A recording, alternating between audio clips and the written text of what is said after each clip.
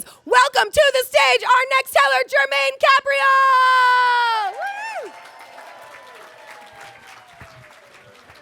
This might be right for you. Come a little closer. Okay. All right. Let me go. Beautiful. There? All right. Oh, here. Thanks. What's that? A note, a love note. Oh, thanks. Some people might consider the biggest achievements in chemistry the discovery of nuclear energy or nanotechnology.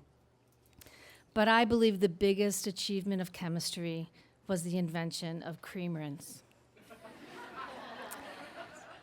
Back in the 70s, before cream rinse,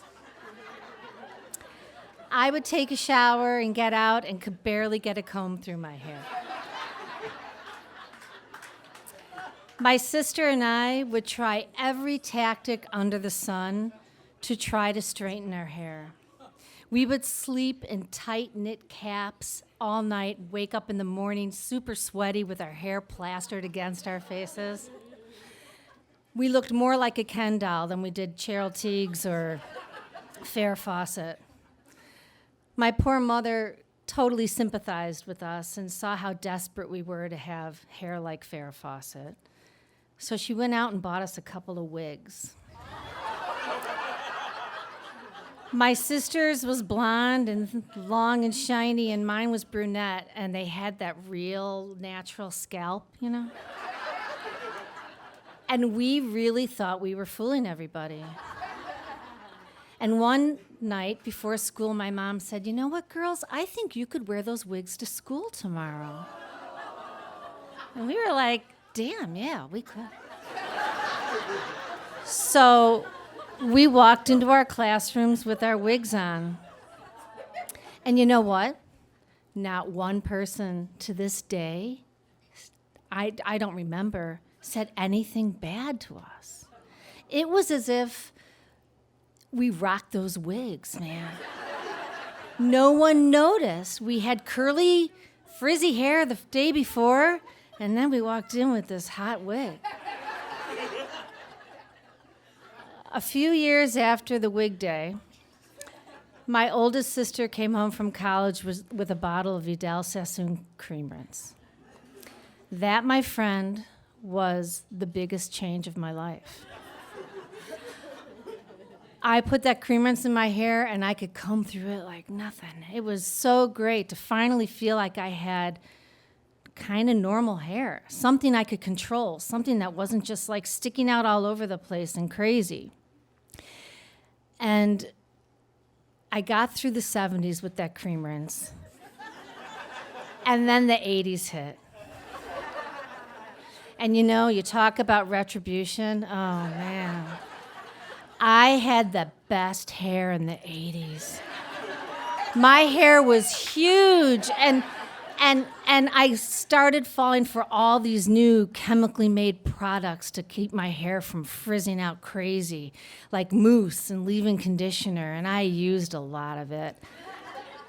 My hair would walk into a room and people would say something like, "Wow, you got the best perm, it looks so natural." And I'd be like, you know what? I finally thought all those people in the 70s are chemically treating their hair to look like mine. Yeah. In the late 80s, I started dating my future husband, my current husband. And I went to his house to meet his grandmother, who was 92 years old and from East Berlin, Germany. I heard about her. I know she had had a rough life. She was kind of cranky, and I walked in the room, and she took one look at my hair, and she looked me up and down, and she said, you gotta do something with that hair. And my future mother-in-law looked at me and looked at her mother and said, "Mom, that's her natural hair. What do you want her to do?" And she said, "She needs to get it coiffed." And I was like, "Coiffed? Does that mean I need more mousse?" And she said, "Really, you shouldn't be walking around with crazy wild hair like that. A young lady needs to control her hair, needs to smooth it, needs to look better." 10 years before this, she could have crushed my soul. I had spent 15 to 20 years feeling ashamed of my hair. But that day, I embraced it. I was finally at a point in my life where I thought, thank you, cream rinse.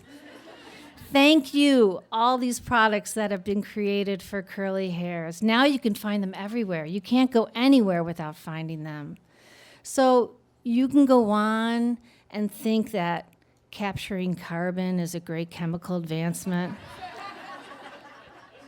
But to me, the invention of cream rinse, that's the bomb.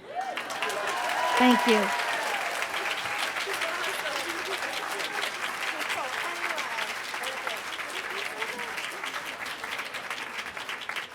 Let's give it up for Germaine Caprio!